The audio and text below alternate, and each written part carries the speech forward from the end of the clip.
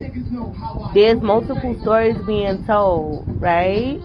But somebody's the griot because they're compelling enough to get your attention and you're listening to what they're saying. They're telling a truth, but it's not their truth. And it might be somebody else's truth. And they're spinning it to make it seem like they're right, right? Because somebody got to take the L and it's not going to be them.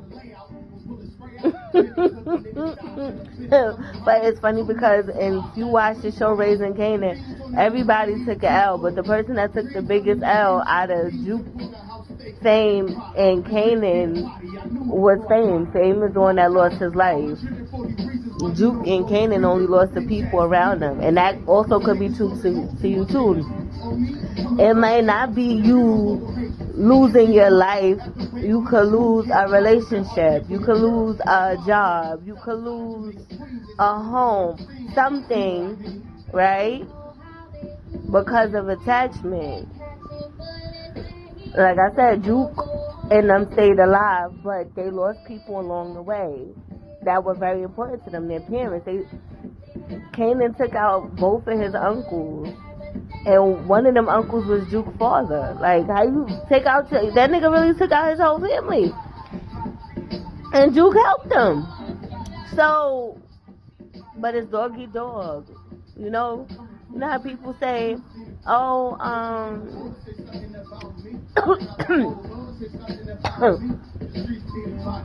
people say, oh, hurt people. Yeah, but stay your hurt ass the fuck over there. Don't come over here with that bullshit. Stay your hurt ass the fuck over there until you heal. Hurt people, yeah. But once you see that a motherfucker's hurt, get away from that wounded animal, because you can't nurse them back to health. The streets need a body and it ain't going to be mine. I hope you see great pictures today, even if they're your own. Sincerely yours, the Tavanisa. Story interpretation, Leon Thomas, Mutt. Right?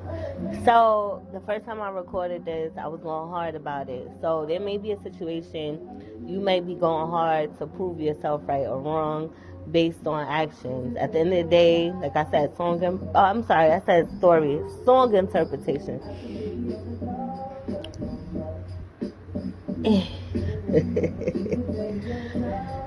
He keeps saying, take your time, what's the rush? And he said, baby, I'm a dog, I'm a mutt. But somebody shows you or tells you who they are, believe them, right?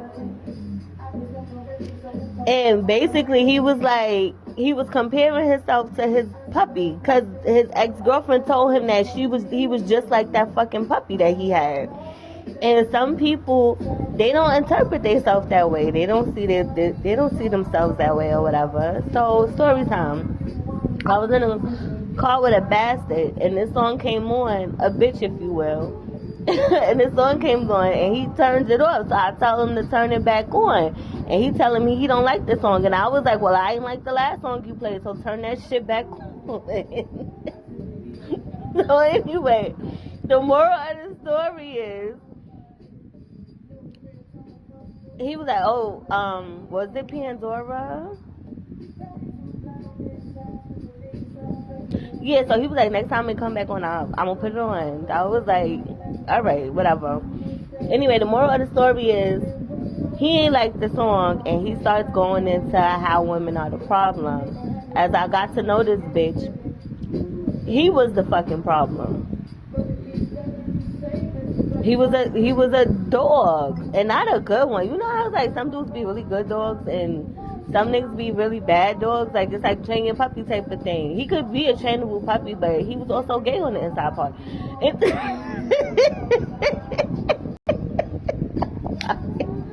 Anyway, the moral of the story is, he didn't like this one because it triggered him. It made him look at himself from the inside.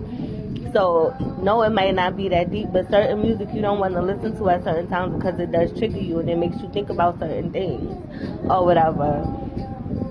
So, it's like stuff that's really near and dear to people or whatever. It's like somebody's going through a situation, or they don't feel loved, or they feel unloved, or whatever. You had to get an abortion. You don't want to hear Nick Cannon's Can I Live or whatever. I remember I used to sing that shit to my sister all the time to piss her off.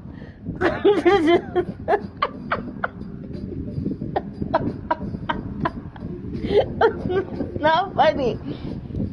But at the end of the day, she will also do a lot of shit. She would hit me in the jugular with a lot of things too. So it's like, looking at something at face value, it's not always what you think it is. Just because a person let their guard down and they showed you a little vulnerability, you don't know how savage a motherfucker can get. That's like you looking at a little chihuahua, and the chihuahua is, oh, cute, nice, it's not going to do nothing to me. But let's say that motherfucker mean and vicious, and you don't know. Or you came in and the shit already had a muzzle on it, and it's, let's say it's two big dogs, and the big dog is the sweetheart, and the little one is the one that you gotta watch out for. You just don't know. You can't judge something. You can't judge someone by the vulnerability they shared with you, or by how they let their guard down with you. Because just as quickly as somebody could give it, is as quickly as somebody could take it away. Everybody has two sides to them, a light and a dark. And it's like, all right, you already showed me your savage B side or whatever. And it's like, you don't know how crazy I could get. And it's like, okay, fine, let the games begin. Let's do what we do or whatever. And people could think they have information, but they don't have as much as they think. Does that make sense? Well, anyway, that's what I got from it. If it resonate, cool. If it don't,